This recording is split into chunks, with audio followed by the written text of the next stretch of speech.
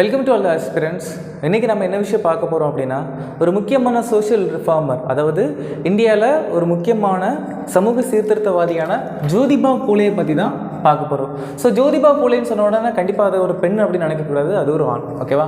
So அவர் எப்போ பிறந்தார் அப்படின்னா 1827 ஏப்ரல் மாதம் மகாராஷ்டிராவில் பூனே அப்படிங்கிற பகுதியில் பிறந்தார்.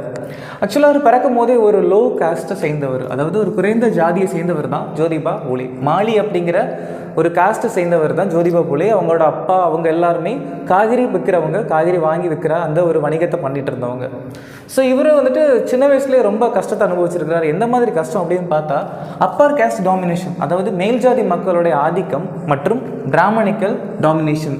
ஸோ பிராமணர்களோட ஆதிக்கம் மற்றும் மேல் ஜாதி மக்களுடைய ஆதிக்கத்தினால ரொம்பவே கஷ்டப்பட்டவர் தான் ஜோதிபா பூலே. ஸோ அதை தாண்டி ஓவர் கம் ஆகி வரணும் அப்படின்னு ரொம்ப நினச்சவர்.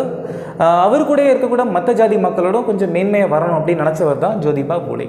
1873 ஆண்டு சத்திய சோதக் சமாஜ், 1873 ஆண்டு இவரு கூட இருந்த மற்ற உறுப்பினர்கள், அதாவது மற்ற உறுப்பினர்கள் மீன்ஸ் இவங்க கூட சேர்ந்துட்டு இந்த ஜாதி ஒழிப்பு பண்ணணும்னு நினைப்பாங்க இல்லையா, அவங்க எல்லா கூடயும் கூட்டு சேர்ந்துட்டு சத்திய சோதக் சமாஜ் அப்படிங்கிற ஒரு சபையை ஆரம்பிக்கிறாரு ஜோதிபா பூலே.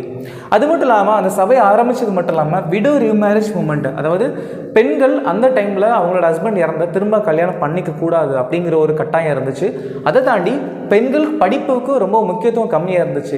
இந்த ரெண்டையும் ஓவர் கம் பண்ணி வரணும், இந்த ரெண்டுக்கும் முக்கியத்துவம் அளிக்கணும் அப்படின்னு நினச்சவர் தான் ஜோதிபா பூலே. இந்த இயக்கம் மூலமாக இந்த விஷயத்த ஒரு பெரிய லெவலில் பண்ணிட்டு இருந்தார் அவர் மகாராஷ்டிராவில்.